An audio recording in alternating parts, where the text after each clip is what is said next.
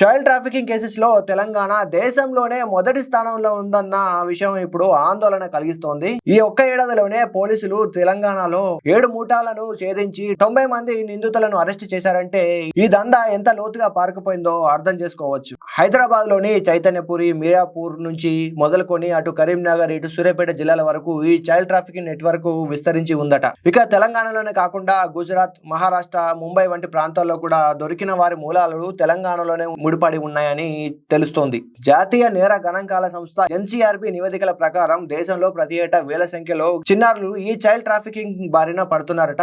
ఆ లెక్కల ప్రకారం దేశవ్యాప్తంగా నమోదవుతున్న ఈ చైల్డ్ ట్రాఫికింగ్ కేసులో తెలంగాణ మొదటి స్థానంలో ఉండగా ఒడిశా, ఛత్తీస్గఢ్ 2-3 స్థానంలో ఉన్నాయి. ముఖ్యంగా దక్షిణాది రాష్ట్రాల నుంచి ఉత్తర రాష్ట్రాలకు ఈ చైల్డ్ ట్రాఫికింగ్ రవాణా సాగుతుండగా సరిహద్దు ప్రాంత రాష్ట్రాల నుంచి మెట్రో నగరాలకు కూడా చైల్డ్ ట్రాఫికింగ్ రవాణా ఎక్కువగా జరుగుతున్నట్లు నివేదికలు అందుతున్నాయి. ఆర్థిక ఇబ్బందుల్లో ఉన్న తల్లిదండ్రులకు వారికి డబ్బు ఆశ చూపి వారిని బుట్టలో వేసుకొని వారి దగ్గర నుంచి పసిగుడ్డులను కొనుగోలు చేసి తర్వాత పిల్లలు లేని తల్లిదండ్రులకు లక్షల రూపాయలను ఆ పిల్లలను విక్రయించి సొమ్ము చేసుకుంటున్నారు. అంతేకాదు ఈ చైల్డ్ ట్రాఫికింగ్ పై లోతుగా విచారణ చేయగా మైండ్ బ్లాక్ అయ్యే విషయాలు బయటకు వచ్చినాయి. ఈ అక్రమ రవాణాలో కొన్ని ప్రైవేట్ ఆసుపత్రులతో పాటు ఐవీఎఫ్ సెంటర్ల పాత్ర కూడా ఉన్నట్లు తెలుస్తోంది. ఈ ప్రైవేట్ ఆసుపత్రులకు, ఐవీఎఫ్ సెంటర్లకు వచ్చే పిల్లలు లేని తల్లిదండ్రులను నమ్మించి వారి దగ్గర సంతకాలు తీసుకుని బ్రోకర్లు రంగంలోకి దిగుతున్నారట.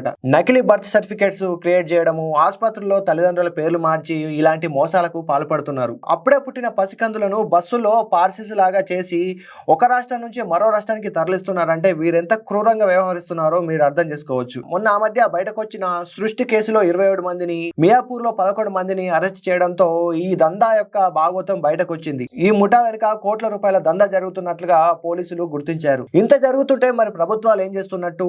చిన్నపిల్లల అక్రమ రవాణాపై పోలీసులు ఇకనైనా మరింత ఫోకస్ గా పనిచేయాల్సిన అవసరం ఉంది. అన్ని ప్రైవేట్ హాస్పిటల్స్, ఐవీఎఫ్ సెంటర్లు, నర్సింగ్ హోమ్ డేటాబేస్ అన్ని కూడా ప్రభుత్వ నియంత్రణలో ఉండాల్సిన అవసరం తప్పక ఉంది. ఇలాంటి చైల్డ్ ఉమెన్ ట్రాఫిక్ ని కట్టడి చేయాలంటే ఒక బిడ్డ పుట్టిన వెంటనే ప్రభుత్వ ఆన్లైన్ పోర్టల్లో ఆ బిడ్డ యొక్క వివరాలను ఖచ్చితంగా నమోదు చేయాలి.